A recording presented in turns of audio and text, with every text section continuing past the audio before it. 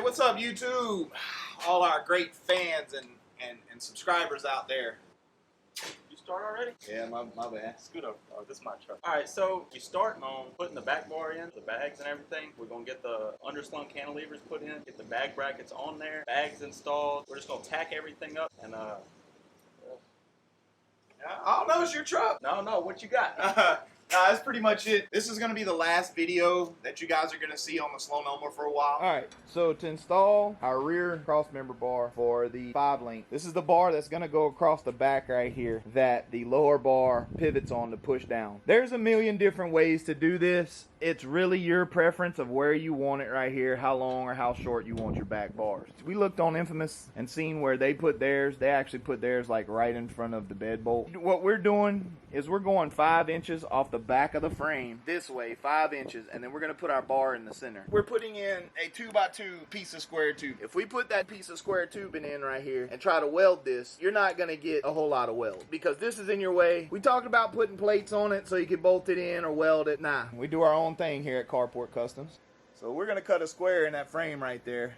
We're going to slide that 2x2 square tubing through the frame rail, through that one, and we're going to come out over here. We're going to leave a little small amount and we're going to weld it from the outside. Now that we got our bar welded in, youngster didn't do too bad on that weld. So that's our bar in. You just got to make sure you're square here. Make sure we put the level on and made sure she was at 0. Next, we're going to build the tabs for the back bars, weld the dog bones onto the rear end, and then build our bag brackets over the cross. All right, we got our 5-link or underslung cantilever bars. We got them tacked up today and built. We built these ourselves. We didn't order them. I had these on hand from a previous project, so we got those tacked in. We got to weld them out. We got the 5-link dog bones tacked on. The reason these are at an angle, it's all going to depend on where you put this bar that the link bars pivot on. So these laid out, we set this where our bar is basically running flat and parallel. We're going to put some tabs in on this side that are going to give us about a 1/2 inch gap roughly between this bar and the link bar end. And so we just wanted them to where when the truck is laid out flat like it is now, our bar is parallel, it's flat. And then your bag will push right here and push it down. So that's the reason these are like this. For your application, you do them however. They might need to hang down. They might need to come straight out. Heck, they might even need to push off the top. However you set this up back here. Takes a little bit of thought process and math up front. Youngster over here doing an art project.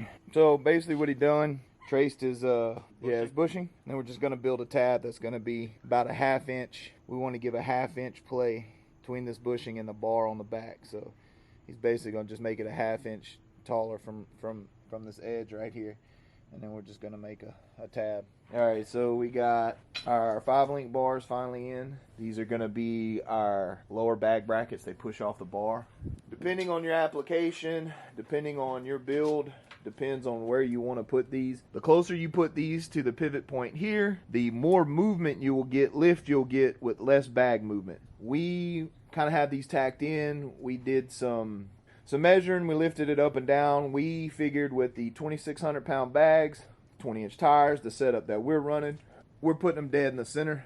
Back here, you can see we built tabs for the back of it. This worked for our application. As far as where those tabs go, where this back bar goes, where your upper brackets, that's all up to you. You kind of got to cycle your setup and figure out where all this stuff is going to go.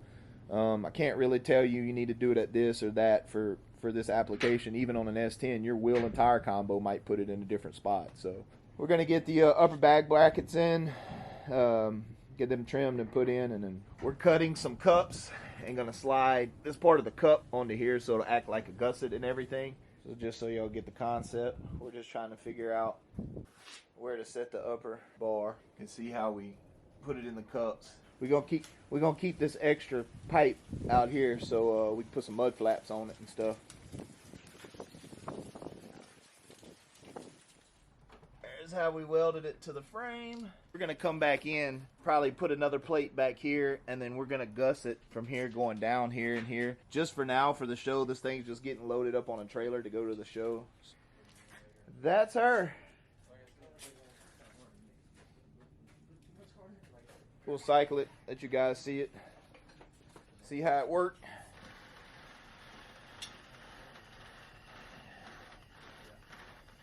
So that's how it works. It's basically just a underslung cantilever, guys.